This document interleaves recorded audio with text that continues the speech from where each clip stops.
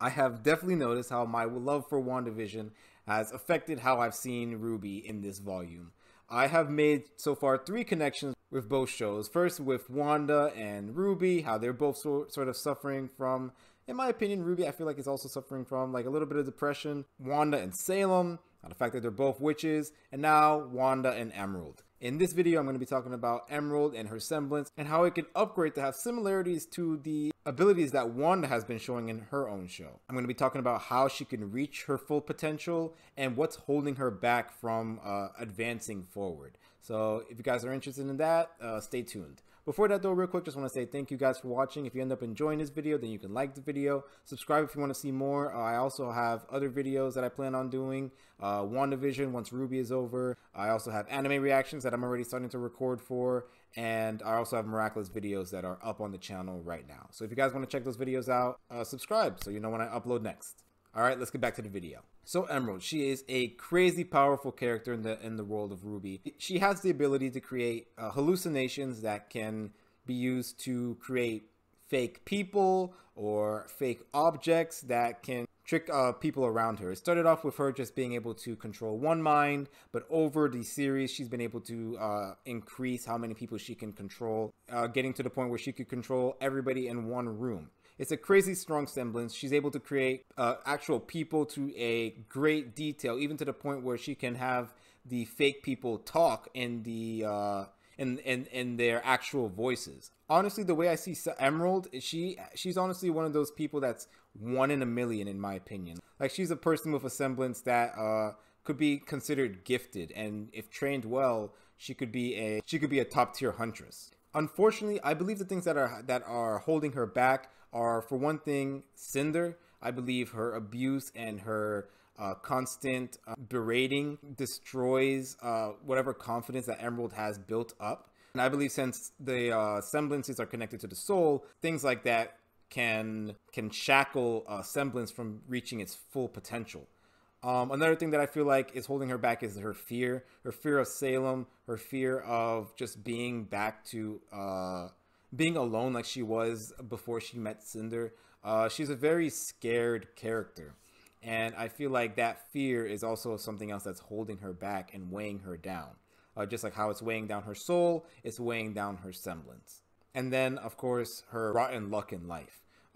Growing up, we haven't seen how she grew up, but she eventually ended up on the streets fending for herself, and then getting so bad that being shown the smallest bit of kindness, which she got from Cinder, suddenly causes Emerald to see Cinder as this like shining light in the darkness. So no doubt her past life was incredibly hard, and just like her harsh view and her past is another thing that shackles her down. I feel like if she lets that go, if she lets all of those things go, Cinder, her fear, her past, I feel like if she lets those things go, she'll be able to advance. She'll be able to advance her semblance and do like even more amazing things that she's able to do right now. So the first thing that I think she'll be able to do is, one, if you watch Naruto, basically Genjutsu, which is an hallucination that it's not just showing one person or a couple objects, but actually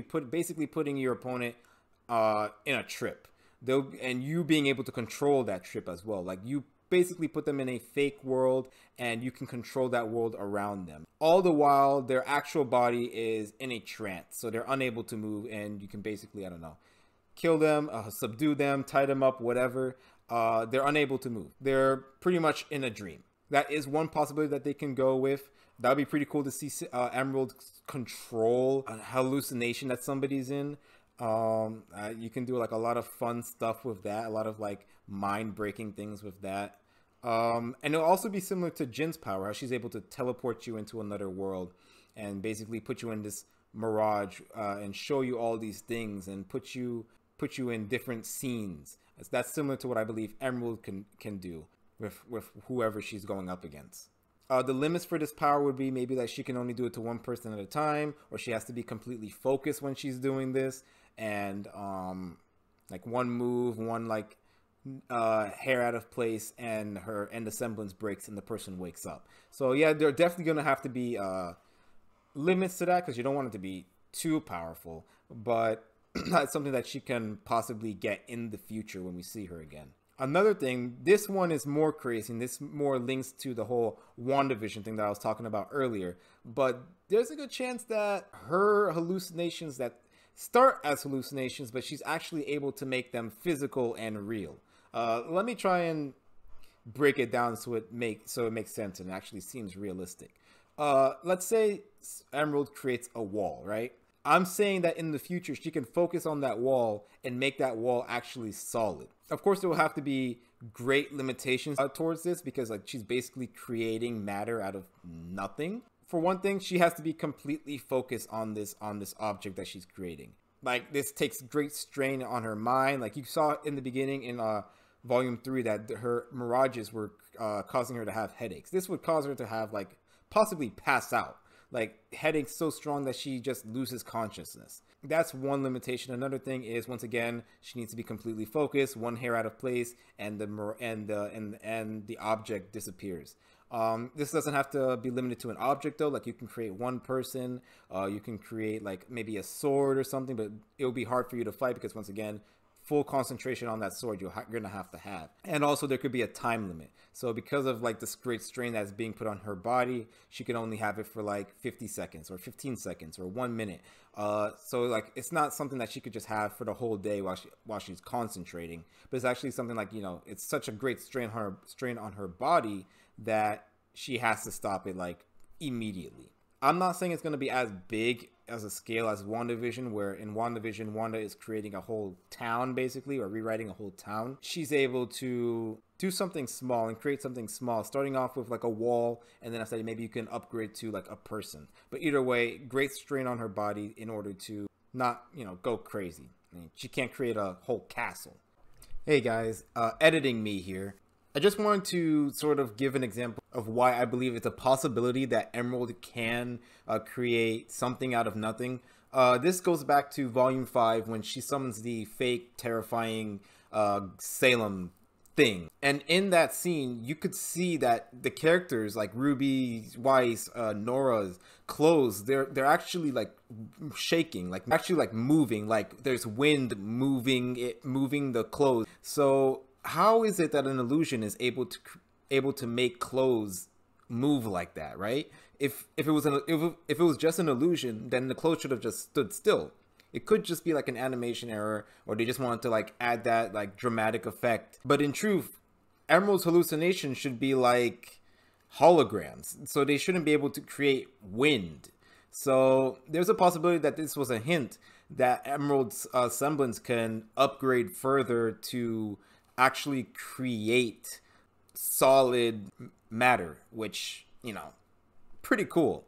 There's another thing about the genjutsu. We can already start to see her forming that ability as well, because when she summons the Salem, the whole room like changes, like it becomes dark red and all the lights turn from whatever original color they were to like bright red. So she was actually able to affect the whole room. But so what I'm saying is when she puts somebody on genjutsu, she'll be able to do something similar to that. Like she'll be able to create a whole setting, but this time like she'll be able to create like more creative, and the victim would be asleep.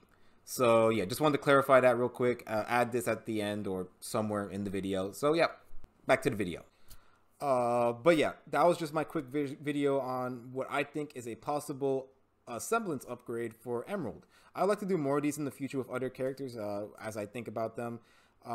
So if you guys want to see those, you guys know what to do.